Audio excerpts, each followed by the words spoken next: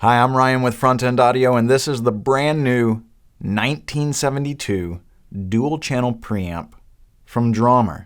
And we are going to take a look at it out of the box. We're going to go over all the features and discuss what makes this so unique and so cool. Without boring you with all the pulling everything out of the box, let's just do a quick cube spin crossfade, and we'll get to when it is out of the box. And here it is. The 1972 dual channel preamp from Drawmer, but it's much more than that. What you get in the box is your foam bits, keeping it safe in transit. Your IEC power cable, kind of need that. The unit itself, obviously, and your quick start manual goes over all the features. I'm going to walk around to the front of the table, and we're going to go over the faceplate because there's a lot to discuss here. All right, so what we see on the face of the unit is your input selection. You have instrument, and there is your 1/4-inch instrument input right there. You have line input. You can actually use this to process pre-recorded material, whether it be a bass guitar, an electric guitar, a kick, a snare, drum bus, overheads, total mix, whatever. That makes these additional features really cool. And then you have your microphone input with different input impedances. 2.4 kiloohms, 600 ohms, 200 ohms, and then mic with your phantom power. Above your instrument input is your phase, normal, or 180 out of phase. Then you have your input gain. This is stepped as well.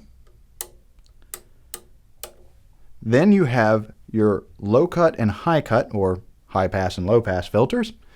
Press this to engage it, and then from 15 to 350 hertz and 1.5K to 20K.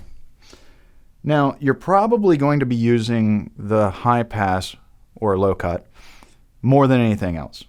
Again, me being a rock and roll guy, pretty much anything below 40 hertz is unnecessary. So, as I do with all my outboard EQs, I would set my high pass or low cut to around 40 hertz and get rid of all that information I don't need. If you get rid of it before it gets to your converters, if you get rid of it before it gets to the DAW, your audio is going to sound better in the long run. Trust me. That right there is probably one of the most useful things you can have in a studio. So if you have them, employ them all the time. Your high cut or low pass, you're probably not going to use a ton. You don't really need anything, say, above 5 or 7K in a bass guitar, so it wouldn't be bad if you're tracking bass guitar to roll that out. I personally don't think there's anything really above like 8K that's necessary in a heavily distorted electric guitar. So, I'd probably go up to around here and get rid of all that information. Kick drum, I'd probably pull about 10K and above out. Things of that nature. It's all personal taste, but those are very nice to have.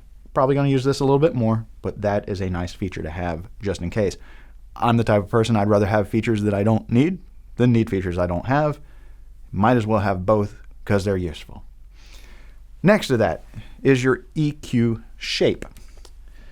If you engage this one, you roll off your top end slightly and boost your bottom end.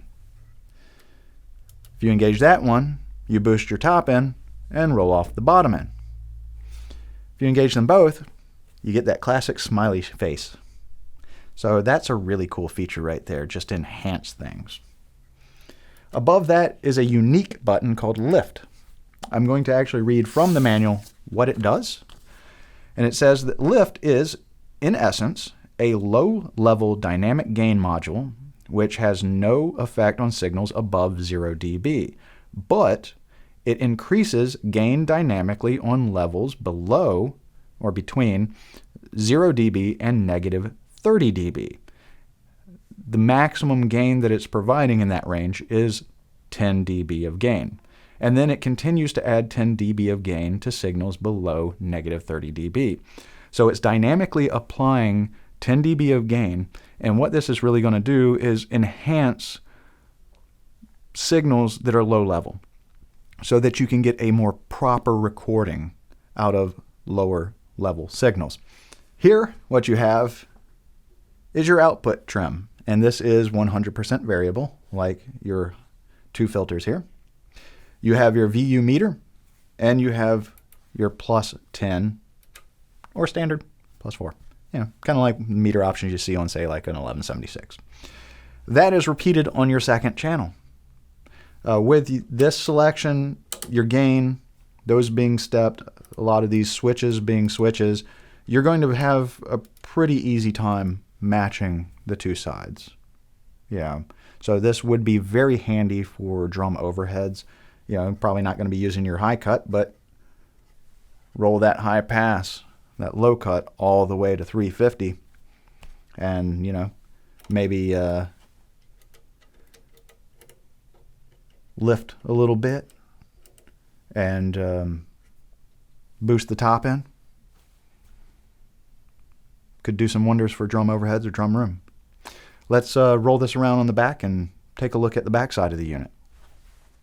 On the back side of the unit, you have your power switch. You have your IEC power connection, and it does have a little fuse box down there. And then you have your XLR inputs and outputs. You do have a separate input for both your microphone and your line level, and you'll see that the line level is a combo jack, XLR and 1/4 inch, and then your XLR balanced line output. Like everything Drawmer does, this is very classy, very sleek, straightforward. It looks good. It is part of their 1970s series of gear, which is emulating or trying to capture that 1970s vibe. As someone who owns and religiously uses a 1974 EQ, I love Drawmer. I love everything that they do. This is a very cool unit to add to that 70s collection. They also have the 60s collection if you want tube-based. The 70s is all solid state, generally FET-based. But yeah, this unit is very, very cool. And I know you want to know what it sounds like. Well, we have demos for it.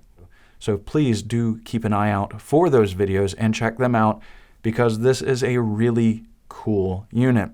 But for right now, that is the 1972 dual channel preamp and line level processor from Drawmer. Very, very cool unit. For more information on the 1972 and all the great products brought to you by Drawmer, as well as for all your pro audio needs, please check us out on the web at www.frontendaudio.com. Thank you.